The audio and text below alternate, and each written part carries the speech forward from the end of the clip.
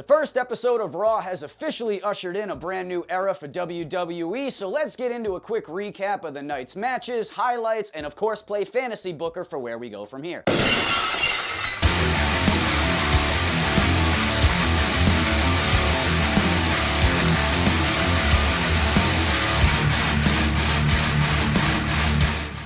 The best way to start this breakdown would be with our Raw correspondent Stefan from Tamu.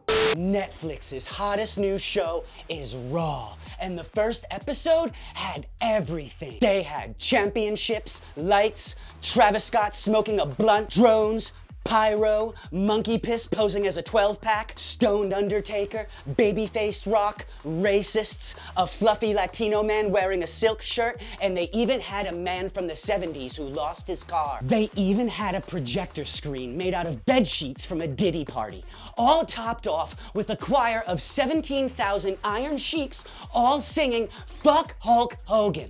Match-wise, we saw Roman Reigns reclaim his Ulafala and is now recognized as the WWE's only tribal chief. However, Roman wasn't the only one to reclaim his throne, as Mommy is once again on top after beating the brakes off of Liv Morgan and going full Young Hui Koo as she field goal Dom's nuts into the rafters. Jey Uso went on to survive the onslaught of Drew McIntyre, who in the end was out-wrestled by the Yeeting Oos, and our main event saw CM Punk beating Seth Rollins completely clean. Now, we'll unpack what all of these match outcomes could lead to in a moment, but first, let's take a look at some of the night's highlights and what we can take away from them. The night itself kicked off with quite a beautiful cold open, which was followed up by the return of what seemed like the final boss. I say seemed like because the energy we saw from The Rock the last time he was on screen versus this episode of Netflix was quite different. He was in incredibly higher spirits. He went on to drop what could only be described as a baby-faced promo. He did not get involved in tribal combat and only reappeared on screen simply to present Roman with the Ulafala. And then to go one step further, backstage footage showed The Rock having quite a heartfelt toast with Cody Rhodes of all people, praising Cody for his hard work and for quote-unquote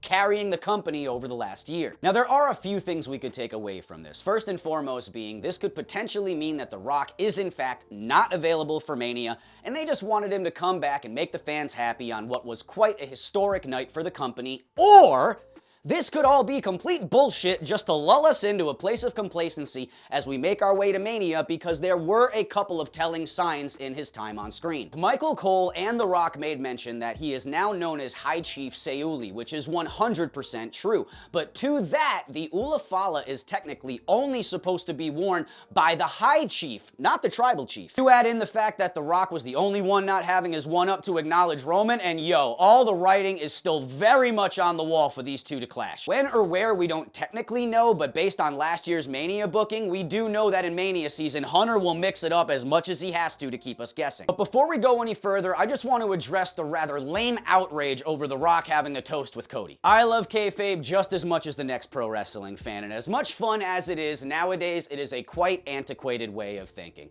All of us nowadays are very much in on it. We're aware that they are playing characters, and it is perfectly okay for them to drop the gimmick every once in a while and just be a person. And on that note of humanity, we now move on to Hulk Hogan getting booed harder than we've seen him booed since Bash at the Beach in '96. The only thing that was missing was trash being thrown at the ring, but I don't really have much more to say on the topic than what I already said on stream. You leathery skinned lizard. Well, let me tell you something, brother. No, let us tell you something. Fuck off. And seeing as how the WWE made a press release recently about how they're gonna really pay attention to the crowd and focus on more organic storylines rather than written, I hope that Hunter was paying attention to that crowd reaction for Hogan. We are done with this clown, please. Austin was a better draw, and he has better beer. Give me a hell yeah.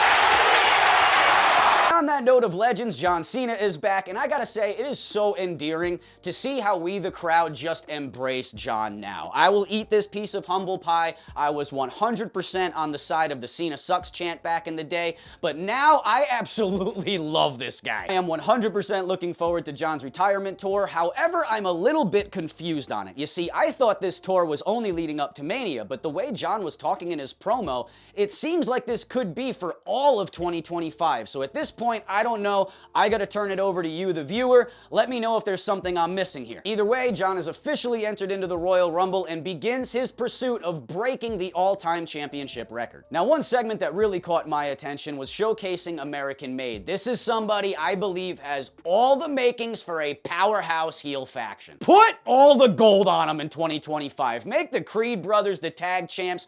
Make Ivy Nile and Chad Gable the respective Intercontinental champions for their factions, and let it run, baby. And I thought this is where they were going, because the segment started with Gable saying he is going to capture a singles championship this year, but then he messed it up when he said he wanted to face a luchador. So if you ask me, this means Gable is about to be given the business by Penta for his debut on Raw next week. Overall, we still have plenty of time in Mania season, but right now let's get into playing Fantasy Booker, because that's where the fun is. With two brand new women's champions, I believe this really elevates this year's Women's Royal Rumble, and I also believe whoever emerges victorious is inevitably going to challenge Rhea. But with no real enemies on the horizon because everything's so brand new, I'm hoping this opens the door to enter a new superstar into the main title picture. In my opinion, Lyra Valkyria is a great candidate to put in that position, because I think they're going to end up going with Dakota Kai to become the first ever Women's Intercontinental Champion, and that'll open up Lyra to win the Rumble. Now, as for the WWE Women's Championship, I believe we're going to end up working towards a triple threat at Mania involving Tiffany Stratton, Nia Jax, and Charlotte Flair. I think Nia will get her rematch at Rumble. She won't win. Charlotte will come back. She'll aim at Tiffany because she's the champion. Charlotte wants to reestablish herself. Nia will have a problem with that because she's the new queen around here. It's really easy to set that one up. Now, as for the boys, I am not even a fan of my own hot take here, but I believe that Jay and Drew are going to end up being a brand new feud as we make our way into Mania. I know myself and so many other pro wrestling fans were hoping that Jay would win the Rumble,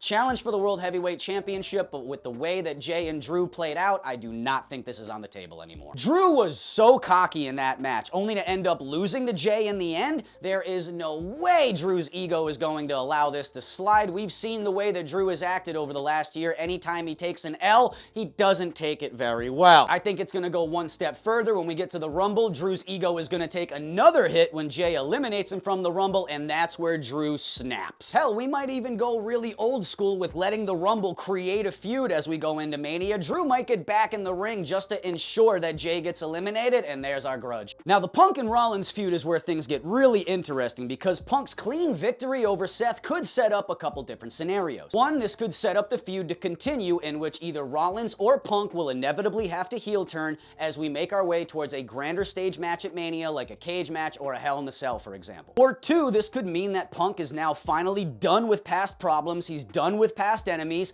it's time to refocus, win the Rumble, and go and challenge Gunther for the World Heavyweight Championship. Punk and Cena are arguably the two best candidates to win this year's Royal Rumble, but I think that Cena will get his shot at the championship when he goes into Elimination Chamber, activates full-blown Super Cena mode, and dog walks everybody. But now it's your turn to play Fantasy Booker. What are some scenarios you see playing out as we make our way to Royal Rumble and into Mania season? Let me know all of your thoughts in the comments as always, and until next time, stay happy, stay healthy, and I'll see you soon.